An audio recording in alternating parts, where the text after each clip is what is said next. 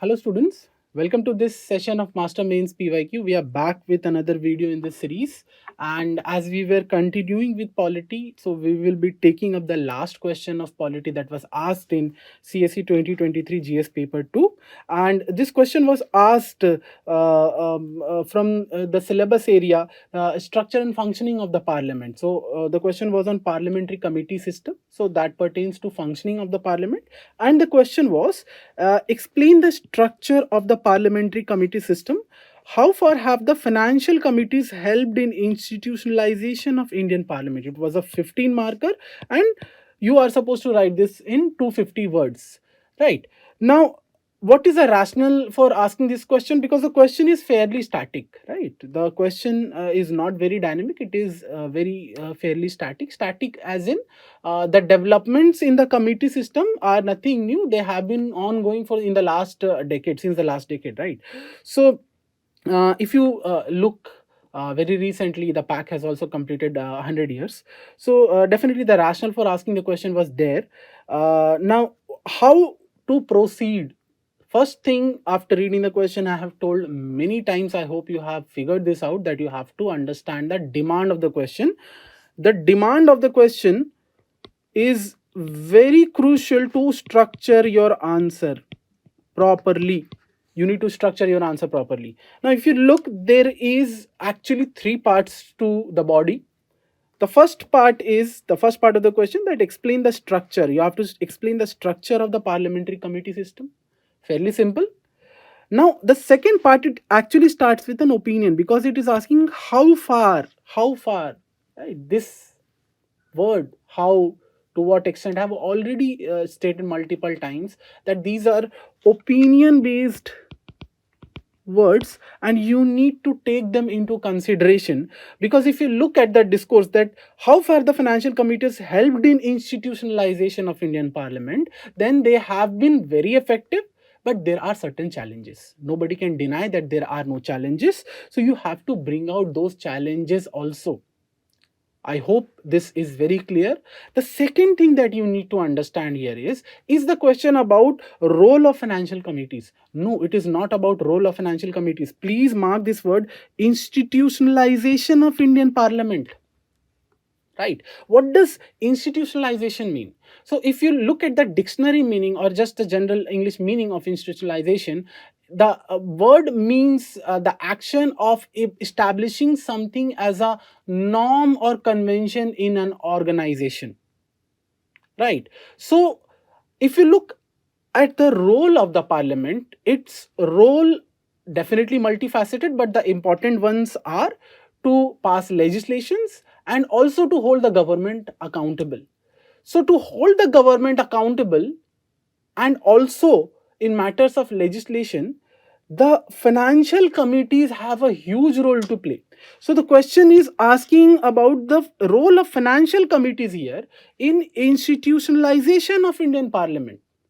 What norms, what cultures they have set for effective accountability of the government, to increase its effectiveness as far as policy making and legislation is concerned, right? So you have to understand that part, that it is not just asking for all the role, it is being very selective with these words, the institutionalization of Indian parliament. So you have to very choosy in what you write and what you don't write, because if you are not understanding this context, you will deviate from the demand and write something else. Now, as already discussed, the structure, there are three parts. In the first part, we have the parliamentary structure, parliamentary committee system structure, right?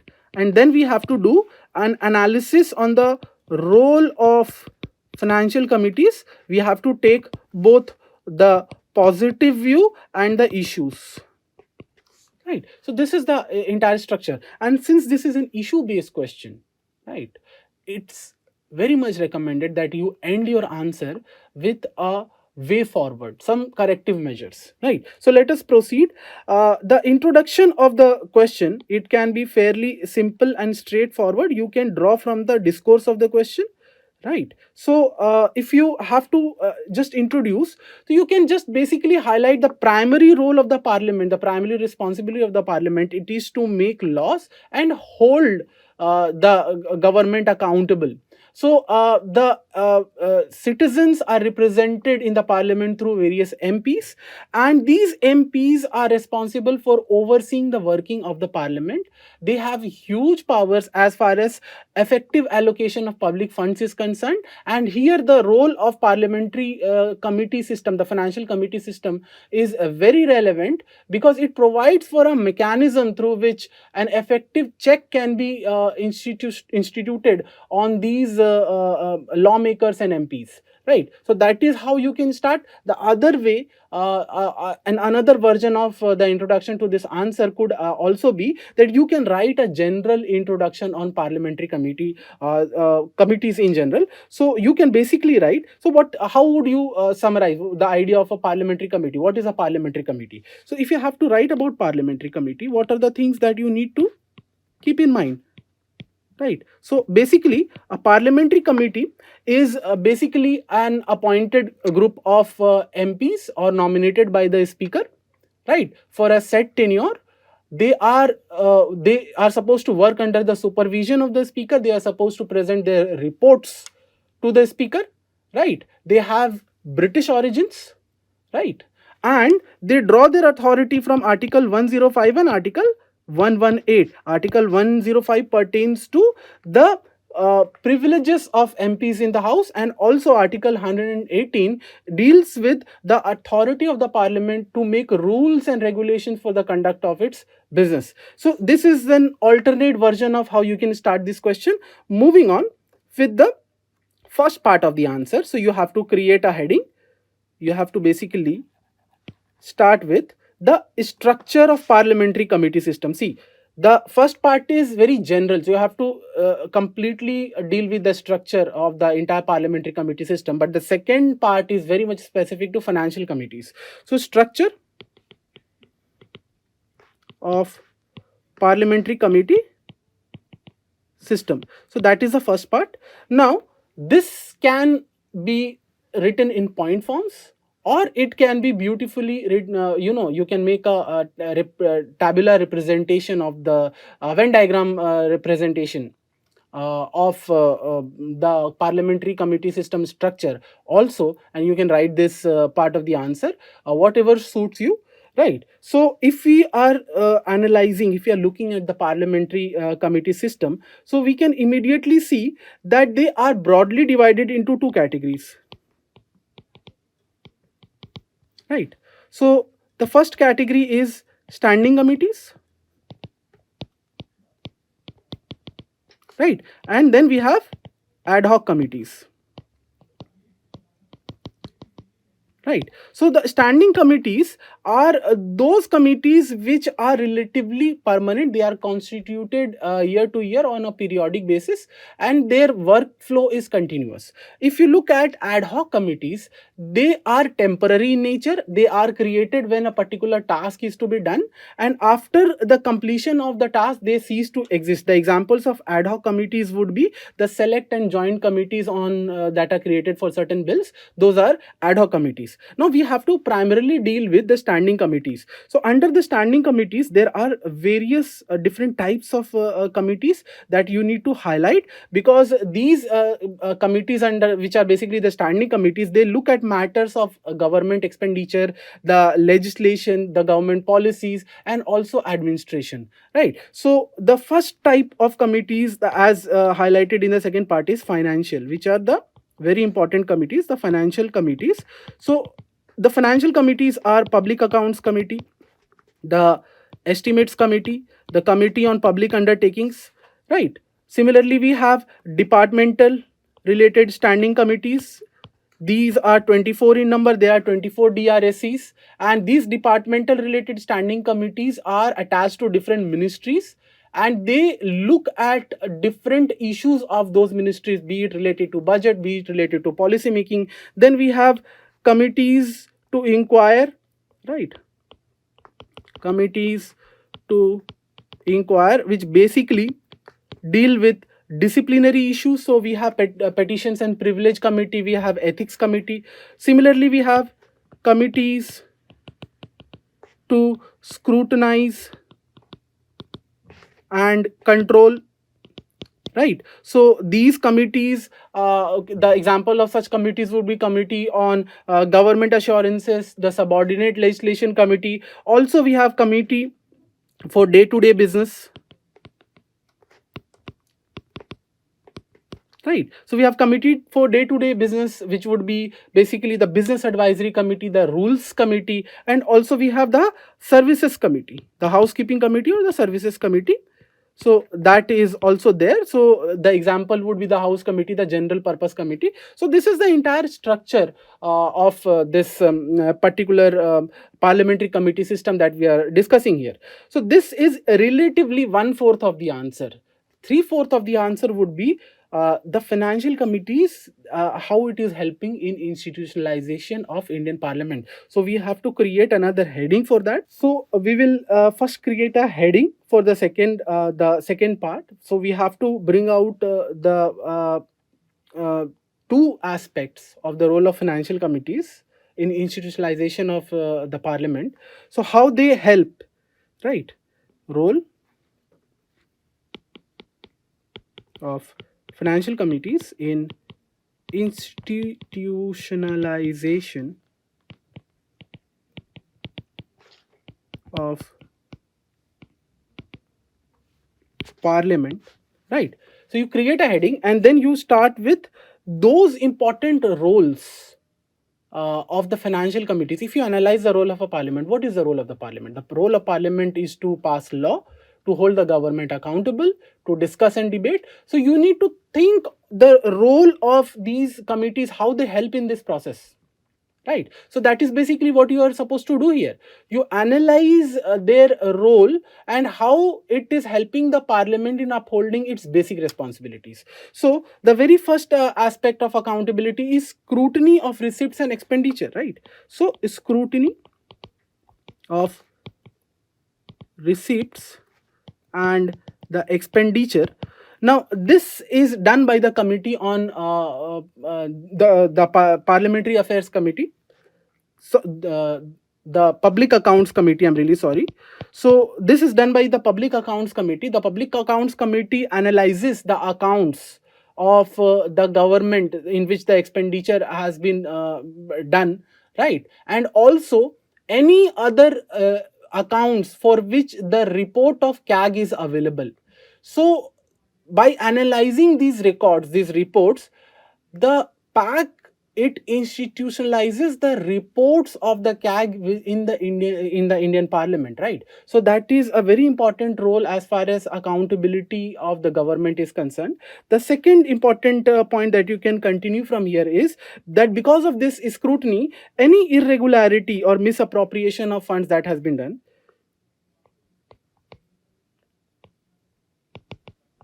so any irregularity or misappropriation of funds that has come to the notice of the parliament, whether it is audited, unaudited, at that point of time is a different concern. So that there the PAC can immediately take action. For example, you can take an example of the 2G spectrum scam issue. In 2014, the PAC's report played a huge role, right, in ensuring that the telecom licensing and the spectrum allocation process is reformed in India, right? Similarly, we have the estimates committee, right?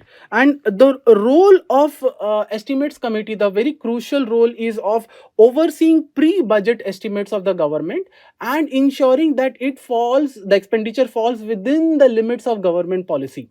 The estimates committee also it gives various recommendations on reforms in administration, and also any lacuna if there is in the government policy, it highlights that, right? So the estimates committee, you can take an example. For example, you can take this example of import of uranium, right? So there was a big concern that whether India should import uranium for its nuclear power plants or whether it should mine right? So the estimates committee studied this between 2014 to 18, and it then concluded that the extraction cost is basically going to be very high and import makes more sense, right? So that was a very crucial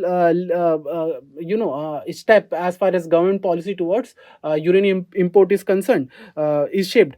So moving on, the next you can talk about the role of committee on public undertakings, right? So as far as the various PSUs are concerned, so India, the various PSUs are concerned, the Committee on Public Undertaking, it analyzes the accounts and the CAG reports on public sector undertaking. So it can look into and scrutinize the accounts of any PSU that is within its purview, and also on any PSO on which the CAG's report is available. For example, the Committee on Public Undertakings in 2017, it flagged certain irregularities in the functioning of NHAI, right? So that is there. Now, another important aspect of the parliament, as far apart from accountability, is discussions, the quality of discussions.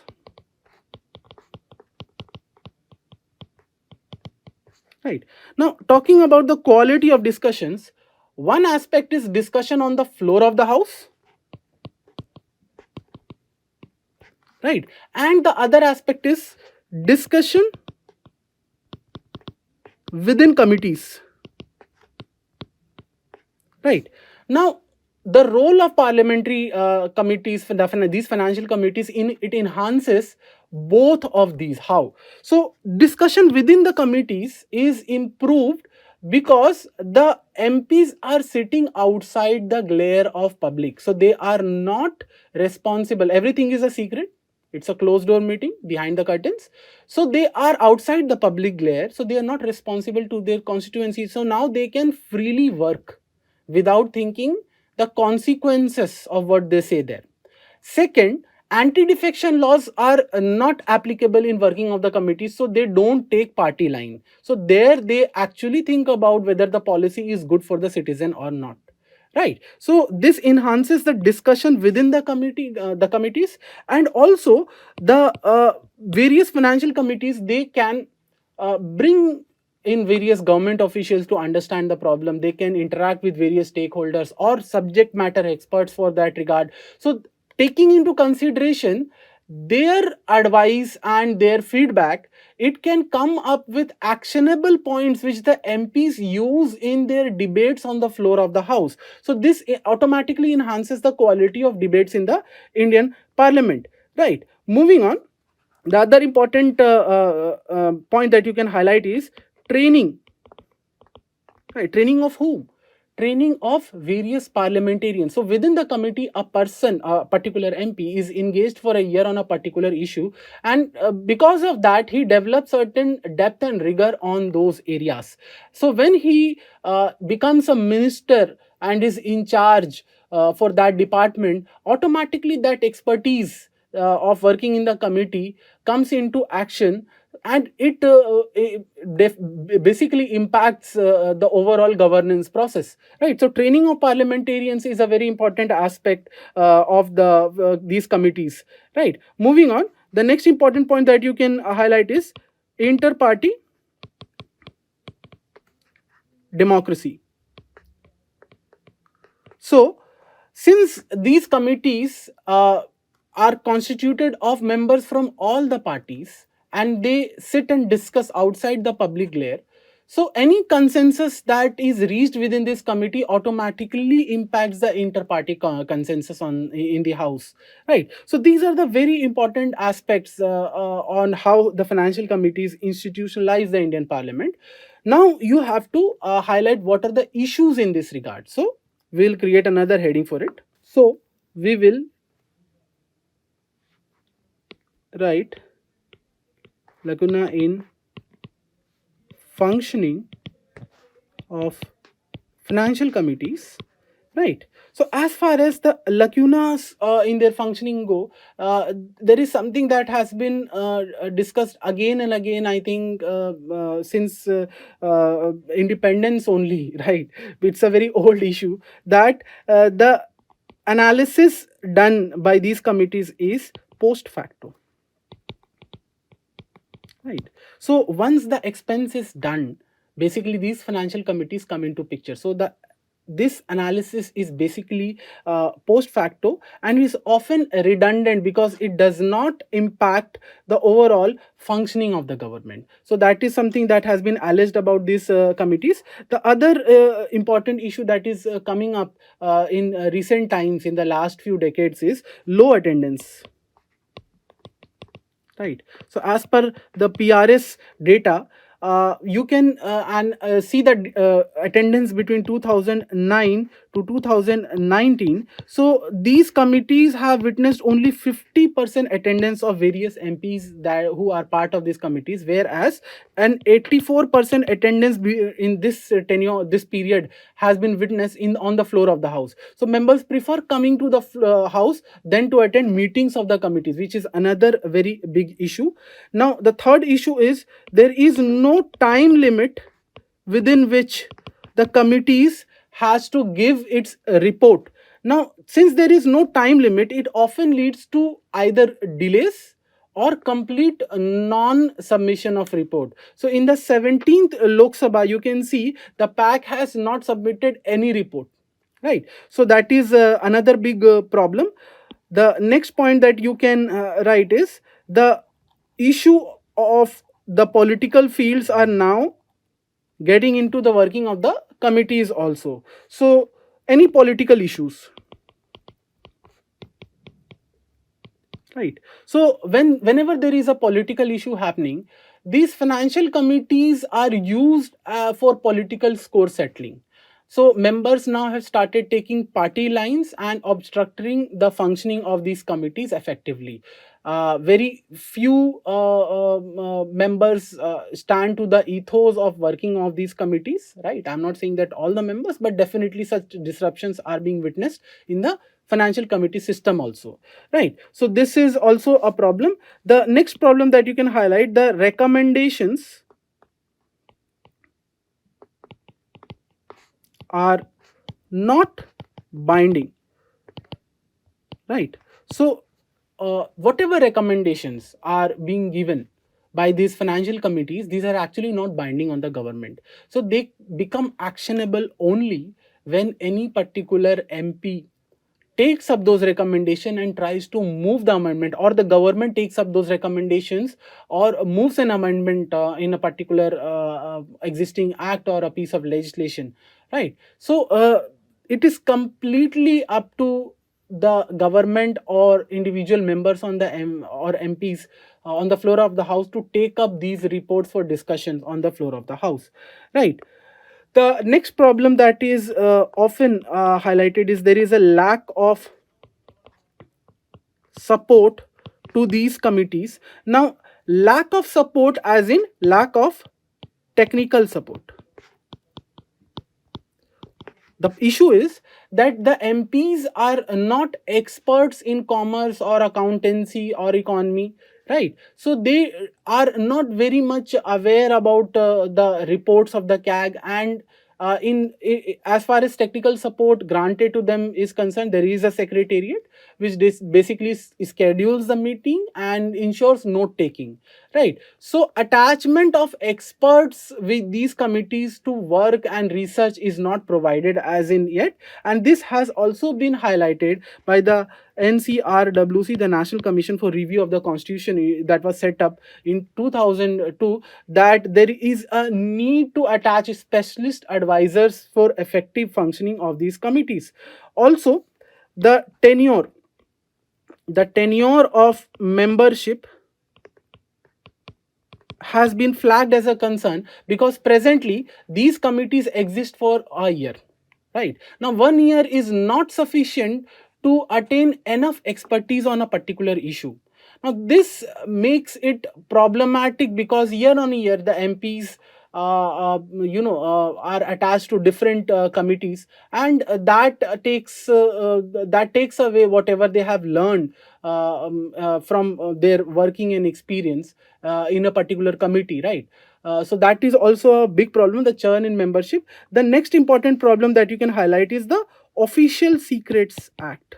The Official Secrets Act. So Official Secrets Act is something that the bureaucracy always cites for denial of information to the government. Now this has become a huge issue for the government, right, to procure information from the bureaucracy. So this is about the body of the answer. So now we have to go through the conclusion. Now, as we discussed already, since this is an issue based question, so it would be advisable that you go with way forward by highlighting certain important suggestions that can be done to correct these issues. Now, as far as the suggestions go, so you have to draw from whatever problems that you have highlighted. So the first problem and the major problem was attendance, right? So what can be done? Attendance can be made compulsory, right? So the ethics committee should monitor the attendance. It should try to enforce discipline in the MPs with regards to this. Also, the recommendations of NCRWC needs to be implemented, and more funds need to be secured for the assistance, more specialist advisors, so that they can conduct research, they can do public hearings, right, and also conduct their independent inquiries, right. Also, there should be full-time sector specific staff associated with these committees, right. So this practice is being done by in UK, US, Canada also, right, where they can retain the specialist advisors. So this can also be done with respect to the committee. Now the next point is time availability.